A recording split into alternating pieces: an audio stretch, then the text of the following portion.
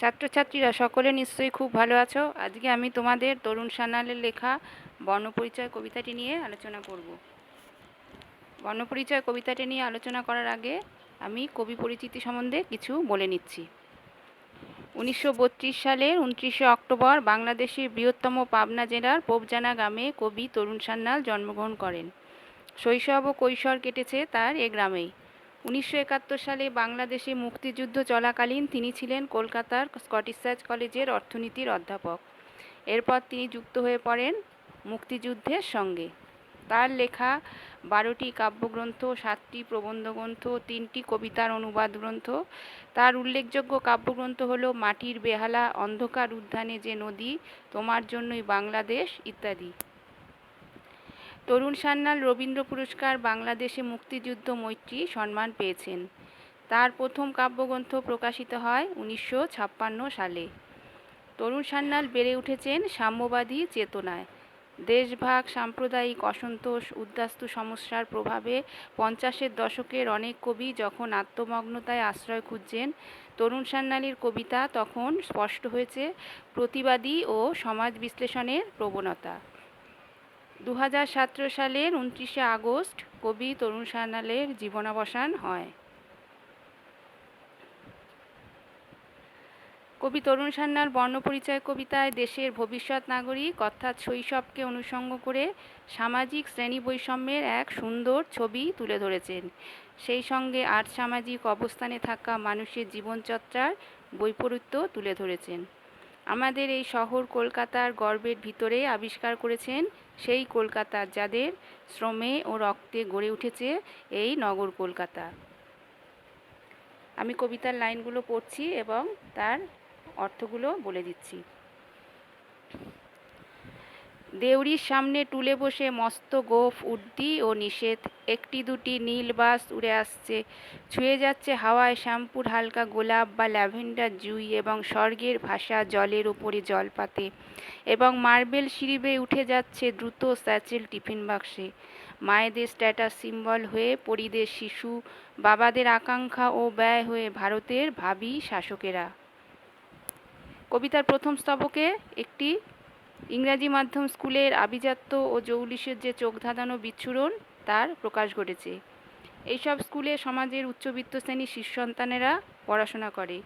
তাদের মধ্যে যে বৈভব ও তাদের আদব কায়দা তা সমাজের অন্য স্তরের শিশুদের থেকে আলাদা। সেরকমই একটি স্কুলের দেউড়ির সামনে অর্থাৎ প্রধান দরজার সামনে টুলে বসে রয়েছে দারোয়ান। তার মস্ত গোঁফ উর্দি অর্থাৎ সে তার নিজস্ব ড্রেস বা ইউনিফর্ম পরে গেটে পাহারা দিচ্ছে। সেখান দিয়ে একটি দুটি করে ছেলে মেয়ে হেঁটে যাচ্ছে। নীল বাস উড়ে আসছে বলতে তাদের ড্রেসের কথা বলা হয়েছে। বাস বলতে এখানে বসন বা তাদের বস্ত্রর কথা বলা হয়েছে। এবং সেখানে হাওয়ায় ভাসছে তাদের গায়ের গন্ধ, চুলের গন্ধ। সেখানে শ্যাম্পু করা চুলে গায়ে গোলাপ বা ল্যাভেন্ডার জুঁইয়ের হালকা গন্ধ ভেসে আসছে। সেই সব ছেলে মেয়েদের পোশাক পরিচ্ছদ বা সাজসজ্জার মধ্যে একটা বৈভবের ছাপ স্পষ্ট, এবং তাদের ভাষাকে অর্থাৎ তারা যে ভাষায় কথা বলছে অর্থাৎ ইংরাজি ভাষা, সেই ভাষাকে কবি স্বর্গের ভাষা বলেছেন। তাদের স্কুলের ভিতরেও বৈভবের ছাপ স্পষ্ট। সেখানে রয়েছে জলের ফোয়ারা, মার্বেলের সিঁড়ি। শিশু সন্তানেরা দামি স্যাচিল টিফিন বাক্সে তাদের টিফিন নিয়ে আসছে, যা তাদের মায়েদের স্ট্যাটাসকেও রক্ষা করছে। যার সন্তান যত দামি টিফিন বাক্স ব্যবহার করে তার মায়েদের স্ট্যাটাসও তত দামি হয়। কবি এই আভিজাত্যের বৈরবের মধ্যে বড় হওয়া শিশু সন্তানদের পরিদের শিশু বলেছেন। পরিদের মতোই তাদের রূপ জৌলস। পরিদের যেমন মানব সমাজ কল্পনার বস্তু বলে মনে করে, অনেক দূরের কোনো কাল্পনিক জগতের এক কল্পিত বস্তু বলে মনে করে, তেমনি এই উচ্চবিত্ত শ্রেণীর ছেলেমেয়েরা যেন নিম্নবিত্ত শ্রেণীর ছেলেমেয়েদের কাছে কোনো এক কল্পনার জগতের বাসিন্দা, তাদের ধরাছোঁয়ার বাইরে। ধনী সন্তানেরা যেমন একদিকে তাদের মায়েদের স্ট্যাটাস বজায় রাখে, অপরদিকে তারা তাদের বাবাদের কাছেও স্বপ্নের মতো। বাবারা তাদের সন্তানদের নিয়ে অনেক আকাঙ্ক্ষা করে, স্বপ্ন দেখে। সন্তানের জন্য বাবারা প্রচুর ব্যয় করে, তাদের অনেক টাকা পয়সা খরচ করে। ইংরেজি মাধ্যম স্কুলে পড়ায় যাতে তাদের সন্তানরা হতে পারে দেশের ভাবী শাসক। সমাজের এই উচ্চবিত্ত শ্রেণী মনে করে এই বৈভব ও অভিজাত স্কুলে না পড়লে তাদের সন্তানের শিক্ষা সম্পূর্ণ হবে না। এবার দ্বিতীয় স্তবক। দেউড়ির অনেক বাইরে বুকে চেপে ভাঙা স্লেট, বর্ণপরিচয়, তালিমারা ছেঁড়া প্যান্ট, বুকের বোতামহীন সস্তা শার্ট ঠেলে ওঠা পাজর কণ্ঠায় এক শিশু। এইসব দেবদূতদের দেখে, এইসব ভবিষ্যৎ প্রভুপত্নীদের দেখে চিনে নিচ্ছে বর্ণপরিচয়। কবিতার প্রথম স্তবকে যেমন এক ইংরেজি মাধ্যম স্কুলের ঔজ্জ্বল্য, চাকচিক্য এবং সেই স্কুলে পড়া শিশুদের মধ্যে যে বৈভব ও আভিজাত্যের জৌলস তুলে ধরেছেন, দ্বিতীয় স্তবকে কবি দেখেছেন ওই স্কুলের সদর দরজার অনেক বাইরে বুকে চেপে ভাঙা স্লেট নিয়ে বর্ণপরিচয় শিখতে চলেছে এক শিশু। তার তালিমারা ছেঁড়া প্যান্ট, বুকের সস্তা শার্টে বোতাম নেই, অনাহারে দারিদ্র্যে তার বুকের পাঁজর ঠেলে বেরিয়ে আসছে। সচ্ছল পরিকাঠামোর অনেক দূরে দাঁড়িয়ে আছে তাদের সামাজিক অবস্থান। শিক্ষার আলো তাদের জীবনে স্পর্শ করেনি, কারণ দুমুঠো অন্ন জোগাড় করতে তাদের নিরলস পরিশ্রম করতে হয়। তারা থেকে যায় বর্ণ পরিচয়হীন। এরা যেমন সমাজের একটি বর্ণে বিভক্ত হয়ে গেছে, তারা গরিব, তাদের জন্য সমাজের বর্ণ আলাদা। এই শ্রেণী বিভক্ত সমাজে বিভক্ত হয়ে গেছে ধনী ও দরিদ্র। আবার বর্ণ অর্থাৎ অক্ষর জ্ঞান, তা থেকেও তারা অনেক দূরে। সামান্য অন্ন বস্ত্র জোগাড় করতে এই দরিদ্র মানুষদের অনেক কষ্ট করতে হয়। তারা কি করে তাদের সন্তানদের নিয়ে যাবে অভিজাত ইংরেজি মাধ্যম স্কুলে? তাই কবি অভিজাত স্কুলে পড়া ছেলে মেয়েদের এখানে দেবদূত বলেছেন তারা আমাদের দেশের ভবিষ্যতে প্রভু, অর্থাৎ আগামী দিনে তারাই দেশ শাসন করবে। এই অভিজাত ছেলে মেয়েদের দেখে গরিব শিশুরা চিনে নিচ্ছে তাদের বর্ণপরিচয়। ছোট শিশু বর্ণপরিচয় হাতে নিয়ে অনুধাবন করছে সমাজের শ্রেণী বিভাজন। সে বুঝতে পারছে অভিজাত স্কুলে পড়ার সামর্থ্য তার নেই। তাকে অভিজাত সন্তানদের দেখেই চিনে নিতে হবে তার বর্ণপরিচয়, শিখতে হবে তার আত্মপরিচয়।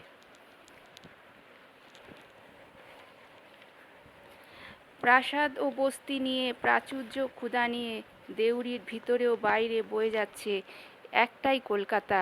খোকা, তোকে আরও ঢের মন দিয়ে বর্ণ পরিচয় শেখা চাই। খোকা, তোর ভাঙা স্লেটে আঁকাবাঁকা অক্ষরের ঢঙে মহাদেশ মহাসাগরের নকশা, মহাবিশ্ব সৌরলোক, ফসলে ও যন্ত্রে, পাখি, নদীর কাকুলি নিয়ে গোটা মানুষের ছবি ফুটে ওঠা চাই। কবিতার তৃতীয় স্তবকে কবি শ্রেণী বৈষম্যের এক সুন্দর চিত্র তুলে ধরেছেন, যেখানে দেখা যাচ্ছে একদিকে প্রাসাদ, আবার একদিকে বস্তি। শহর কলকাতার ভিতরে দুরকম ছবি।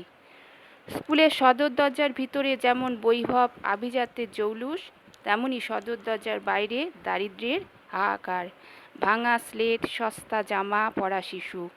তেমনি কলকাতা শহরে প্রাসাদের ভিতরে প্রাচুর্যের অবিরাম আয়োজন, যেখানে কোনো কিছুর অভাব নেই। আর একদিকে বস্তির ভিতরে ক্ষুধার রাজ্য, যেখানে ক্ষুধিতের হাহাকার।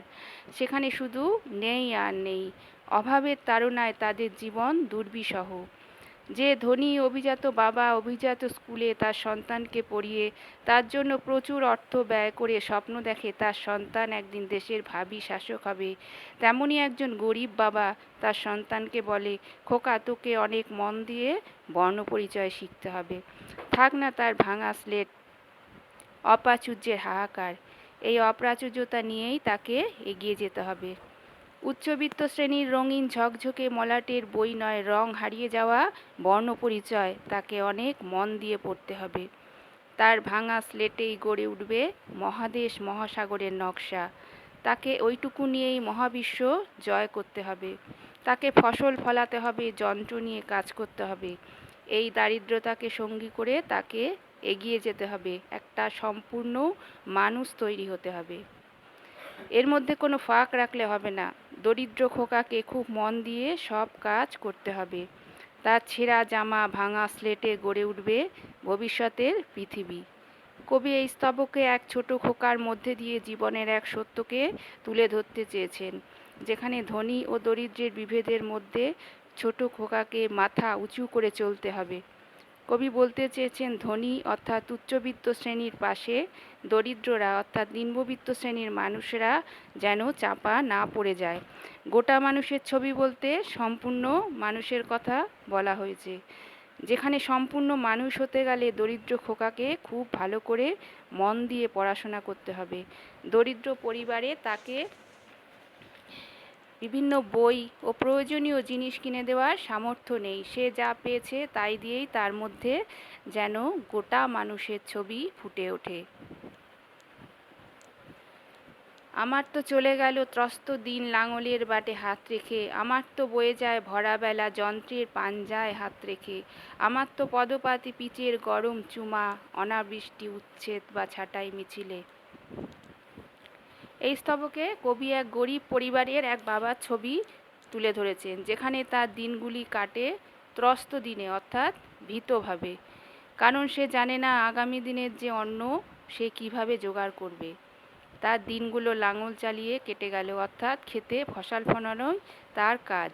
সে কৃষক মানুষ। আবার দেখিয়েছেন যন্ত্রের পাঞ্জায় হাত রেখেও দিনগুলি তার কেটে গেল, অর্থাৎ কলকারখানায় যন্ত্র চালিয়ে জিনিস উৎপাদন করা এই শ্রমিক শ্রেণীর কথা বলেছেন। সেই শ্রমিক শ্রেণী এতটাই গরিব যে তার পায়ের তলায় গরম পিচ, অর্থাৎ তার জুতো কেনার মতো সামর্থ্য নেই। তাকে খালি পায়ে ফসল ফলাতে হয়, রৌদ্রে তেতে ওঠা পিচে পা ফেলে তাকে কাজ করতে হয়। কখনো দেখা দেয় অনাবৃষ্টি অর্থাৎ বৃষ্টি হয় না, তখন জলের অভাবে ফসল ফলে না। আবার কখনো কারখানা থেকে ছাঁটাই করে দেওয়া হয়। তাই প্রতিদিনের অন্ন জোগানো তার পক্ষে কষ্টকর হয়ে পড়ে। তাই এই স্তবকের প্রথম লাইনে গরিব শ্রেণীর ত্রস্ত দিনের কথা কবি বলেছেন। নিম্নবিত্ত খেটে খাওয়া গরিব মানুষদের কিভাবে দিন কাটে তার এক টুকরো ছবি এখানে কবি তুলে ধরেছেন। এক সচ্ছল পরিকাঠামোর অনেক দূরে দাঁড়িয়ে আছে আরেক সামাজিক অবস্থান। এ হলো সেই সমাজ যারা তাদের পরিশ্রম ও রক্ত দিয়ে গড়ে তোলে নগর বন্দর, ফসল তুলে ধরে আমাদের মুখে, অথচ আমরা আপন করে নিই না। তারা থেকে যায় বর্ণপরিচয়হীন। খোকা, তোকে জানতে হবে পৃথিবীটা বদলে দিতে কতখানি ধৈর্য পেতে হয়। খোকা, তোকে আমাদের সময়ে সমুদ্র মন্থন করে কেশর বাহাতে ধরে বশ মানাতে হবে উচ্চৈঃশ্রবা। কবি বলেছেন যে সামাজিক অধিকার সুনিশ্চিত করার জন্য খাদ্যের পাশাপাশি শিক্ষিত না হলে সমাজ ব্যবস্থা ভেঙে পড়বে। আমাদের সমাজে মেহনতি জনতা সম্পর্কে কার্ল মার্কস কথা বলেছিলেন যে সর্বহারা জনতার হারাবার মতো কিছু নেই, না থাকলেও জয় করার জন্য পড়ে আছে গোটা দুনিয়া। কবি যেন সেই প্রলয়তারী জনতার অধিকার বুঝে নেওয়ার কথাই এখানে বলেছেন। এই গরিব বাবা তার ছোট খোকাকে ঢের মন দিয়ে পড়াশোনা করতে বলছে। কবি এখানে সকলের সমান অধিকারের কথা বলেছেন। এক ছোট খোকার মাধ্যমে বলতে চেয়েছেন শুধু উচ্চবিত্তের সন্তানরাই নয়, দেশের ভাবী শাসক হওয়ার আকাঙ্ক্ষা তারও থাকা উচিত। পৃথিবীটাকে বদলে দেওয়ার দায়িত্ব তাকেও নিতে হবে, কিন্তু তার জন্য তাকে প্রচুর পরিশ্রম করতে হবে, প্রচুর মন দিয়ে পড়াশোনা করতে হবে, তাকে অনেক ধৈর্য ধরে এগিয়ে যেতে হবে, তাকে এই যুগে সমুদ্র মন্থন করতে হবে।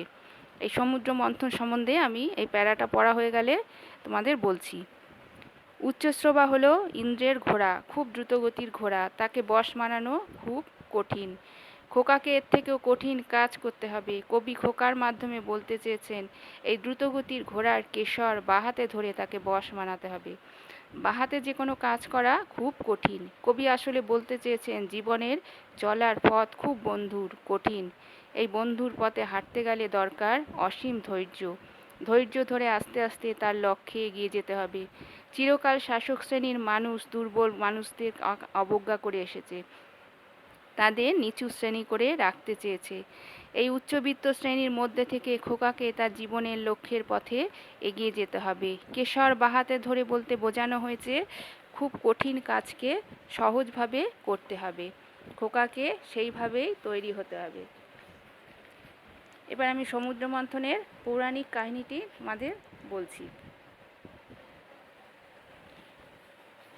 যখন অসুরদের সঙ্গে যুদ্ধে দেবতারা হেরে যান, তখন নারায়ণ এসে ব্রহ্মাকে বলেন সমুদ্র মন্থন করতে। দেবতারা সমুদ্র মন্থনের জন্য মন্দার পর্বতকে মন্থন দণ্ড হিসাবে ব্যবহার করেন।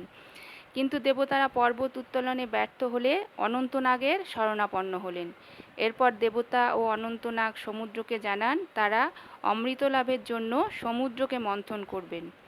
মন্থনের ফলে যে ফল লাভ হবে সমুদ্র তার অংশ দিতে বলেন। এরপর দেবতারা কচ্ছপরাজকে মন্দার পর্বতকে পিঠে ধারণ করতে বলেন। এই মন্থনে অনন্তনাগ রজ্জু হিসাবে অর্থাৎ দড়ি হিসাবে মন্দার পর্বতকে বেষ্টন করেন। দানবরা অনন্তনাগের মুখের দিক ধরে এবং দেবতারা লেজ ধরে মন্থন শুরু করেন। এই সময় অনন্তনাগের মুখ থেকে আগুনের স্ফুলিঙ্গের মতো নিঃশ্বাস বায়ু বের হয় এবং বাষ্পরাশিতে আকাশ আচ্ছন্ন করে। এই বাষ্পরাশি থেকে মেঘমালা সৃষ্টি হয় এবং একসময় প্রবল বৃষ্টিতে দানব ও দেবতাদের শ্রান্তি দূরীকরণ হয়। অমৃততুল্য নির্যাস সাগর জলে মিশে গেলে সমুদ্র জল প্রথমে ক্ষীরে পরিণত হয়, পরে এই ক্ষীর ঘৃতে পরিণত হয়। কিন্তু দেব দানবরা অমৃতের সন্ধান পেলেন না। এরপর ব্রহ্মা বিষ্ণুকে বললেন, বিষ্ণু যদি দেবতাদের বরদান করেন তাহলেই দেবতারা অমৃত লাভ করবেন। এরপর বিষ্ণু বরদান করলে পুনরায় সমুদ্র মন্থন শুরু হয়। এই পর্যায়ে সমুদ্র থেকে চন্দ্র সৃষ্টি হলো এবং এর ঘৃত থেকে লক্ষ্মী দেবী উত্থিত হলেন। এরপর উৎপন্ন হলো উচ্চশ্রবা নামক অশ্ব। এরপর উদ্ভব হয় ঐরাবত নামক হাতি। এরপরেও দেবদানববৃন্দ সমুদ্র মন্থন করতেই থাকলেন। এর ফলে তীব্র কালকূট নামক বিষ উৎপন্ন হয়। জগৎকে রক্ষা করার জন্য মহাদেব সমস্ত কালকূট পান করেন। এরপর যখন দানবরা অস্ত্রশস্ত্র নিয়ে দেবতাদের আক্রমণ করেন, এই অবসরে বিষ্ণু নরদেবকে সাথে নিয়ে অমৃতকুণ্ড নিয়ে পালিয়ে যান, আর দেবতারা বিষ্ণুর কাছ থেকে সেই অমৃত নিয়ে পান করেন। এবার আবার কবিতায় আসি।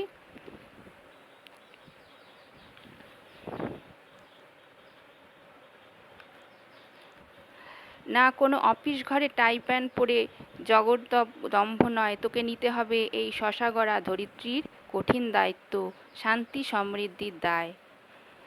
কবি চান না সেই খোকা কোনো ঠান্ডা অফিস ঘরে টাই প্যান্ট পরে এক দম্ভ নিয়ে বসে থাকুক। কবি চান খোকাকে নিতে হবে এই পৃথিবীর দায়িত্ব, সেই পৃথিবীর শান্তি ও সমৃদ্ধির দায়িত্ব।